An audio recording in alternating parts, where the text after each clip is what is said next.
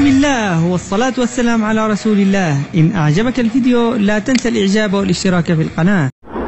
مشاهدينا ومتابعينا في كل مكان، متابعين فريون، طبعا مساء الخير عليكم من محافظة بورسعيد.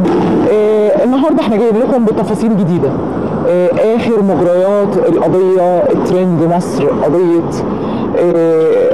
قتل السيدة داليا الحوشي مشرفة عمال النظافة على يد بنتها وعشقها. طبعا أول مرة أستخدم الألفاظ دي، ولكن بعد الأحداث الأخيرة هنبتدي نستخدم اللفظ الأوقع. طبعا لكل السادة المشاهدين معانا التفاصيل اللي هنقولها النهارده تفاصيل صادمة. هنحاول بكل الطرق نجمع كل الأحداث وجميع أركانها للمشاهدين. يعني هقول سريعا ايه تفاصيل القضية وندخل على الدلائل الجديدة، و يعني اللي بيقولوا اللي هنقول ايه كل اقوال شهود العيان وكل الاقوال اللي موجودة ومثبتة في تحقيقات النيابة العامة. اولا هنبتدي معاكم ونعرفكم ان تقرر ان الجلسة الاولى لمحاكمة الطفل، لانها فعلا طفل، لان شهاده الميلاد بتاعته اللي هو الجاني حسين عنده 14 سنه كم زي بالظبط ما شهاده الميلاد بتقول. وحسين ان شاء الله يوم 1 يناير اول جلسه لمحاكمته. هنحاول ان شاء الله نقوم بالبث المباشر ونقول لكم كل مجريات القضيه.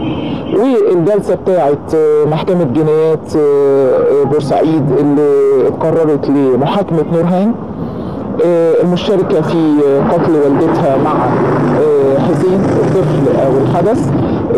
الجلسه ان شاء الله يوم 14 يناير.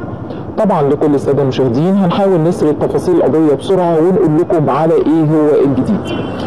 احنا دلوقتي من امام مجمع محاكم بورسعيد ومحكمه جنايات بورسعيد. طبعا خلاص يومين وهيبتدي محاكمه الحدث الطفل حسين الجاني اللي تسبب وقتل السيده داليا الحوشي. طبعا لكل الساده المشاهدين مجريات القضيه اللي ما يعرفهاش هنحاول نقولها مختصره. السيده داليا الحوشي سيده بتعمل عندها 42 سنه، بتشتغل في مشرفه عمال نظافه في مستشفى الحياه. السيده داليا الحوشي كانت عندها بنت كبيره في ثالثه جامعه اللي هي نورهان، وولدين، ولد عنده 16 سنه او 17 سنه تحديدا اللي هو احمد، والطفل صغير اسمه ادهم واللي هو لسه طفل في ابتدائي في المرحله الابتدائيه. طبعا السيده داليا بتشتغل وبتكد عشان تعيش عيلتها في مستوى كويس، والاب فعلا بيشتغل بيبيع بائع في السوق عندنا، وطبعا 24 ساعة في السوق وبيشتغل.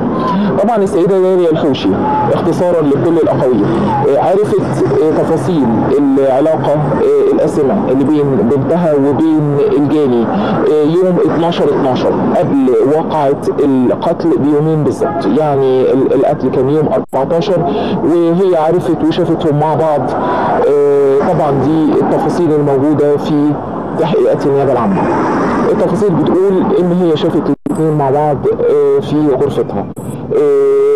فالسيدة طبعا طردت الولد وانهالت عليه طبعا اكيد بان هي تبعده عن بيتها، وده موقفها زي موقف اي ام هتلاقي موقف زي ده.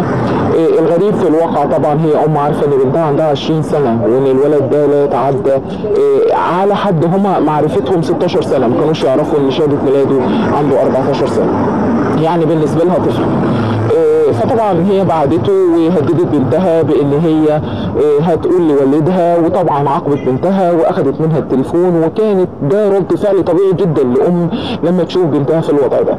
حاولت بكل الطرق تبعد الولد عن البنت وتحاول تربي بنتها، وده شيء طبيعي برضه انه يحصل. بعد كده الواقعه اللي هي شافت فيها البنت مع الولد كان يوم 12. يوم 14 اتفقوا الاثنين على ان هم يعملوا الجريمه دي. طيب ايه التفاصيل بقى اللي في النص اللي هي تفاصيل المكالمات الهاتفيه؟ طبعا في اول مكالمه دارت بينهم بين المتهمه اللي هي نورهان وبين الجاني وهو حسين، كانت بتقول له فيها يا حسين ماما اخذت مني التليفون وقالت انها هتقول لبابا على كل حاجه، يا ريت تتصرف وتعمل حاجه. طبعا دي اول مكالمه. بعدها البنت قالت هو رد عليها وقال لها اصبري مش هتلحق.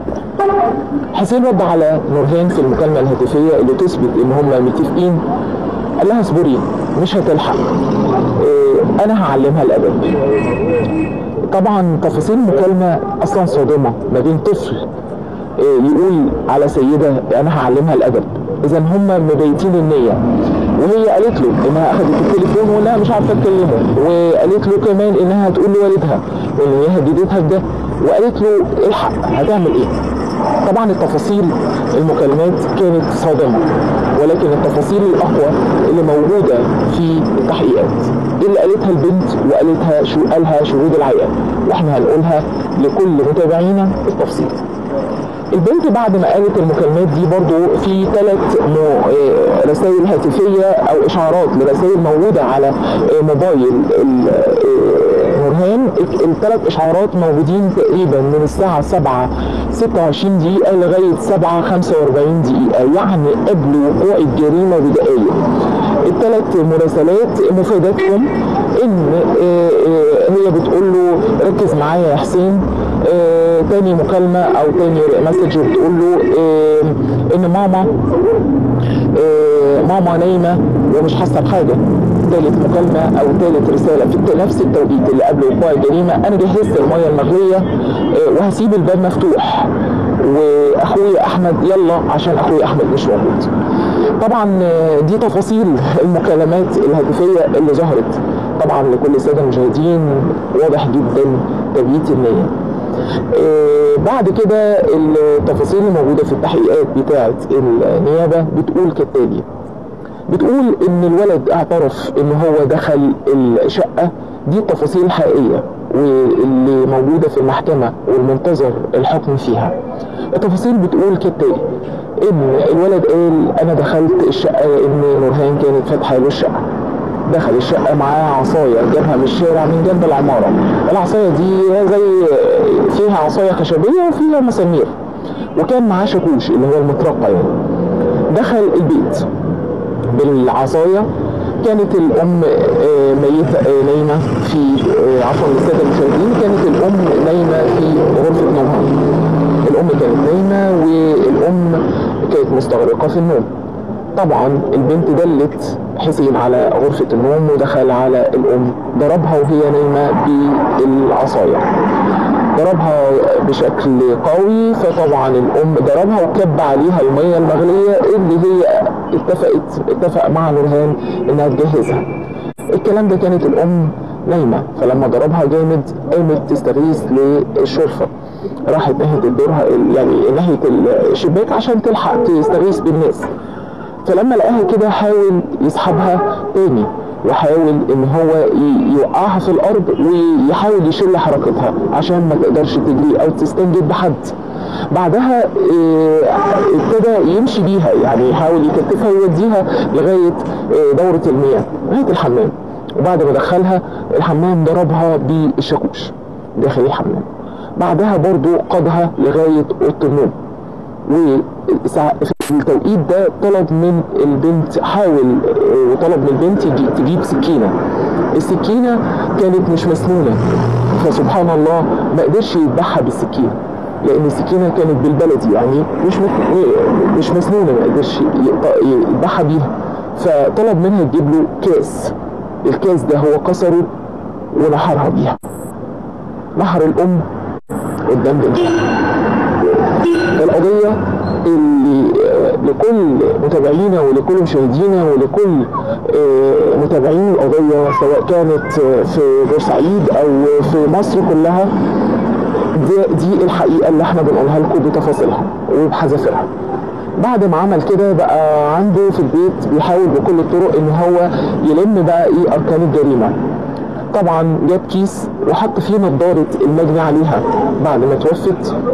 النظارة كان عليها الدم بتاع داليا الله يرحمها، والتيشيرت اللي كان لابسه كان عليه دم، وكمان العصايه الخشبيه والمطرقه والكاس والسكين. لم كل ده حطه في كيس، تمام، ونسى او ساب التيشيرت اللي هو حاولوا يخفوا التيشيرت في البيت اللي عليه الدم، واخد الحاجه كلها بالنضاره بتاعت السيده داليا، بالسكين، بالكيس الكاس اللي هو كسره ونحرها بيه، وخد كمان معاه الموبايل بتاع السيده داليا، يعني سرق كمان الموبايل. واخد الموبايل ونزل زي ما انا بقول لكم بالتفاصيل، حط الحاجه في الكيس واخد المطرقه اللي هي العصايه الخشبيه اللي كانت معاه ونزل بيها، او تقريبا الشاكوش، ونزل بيها يحاول يخلص من الحاجه.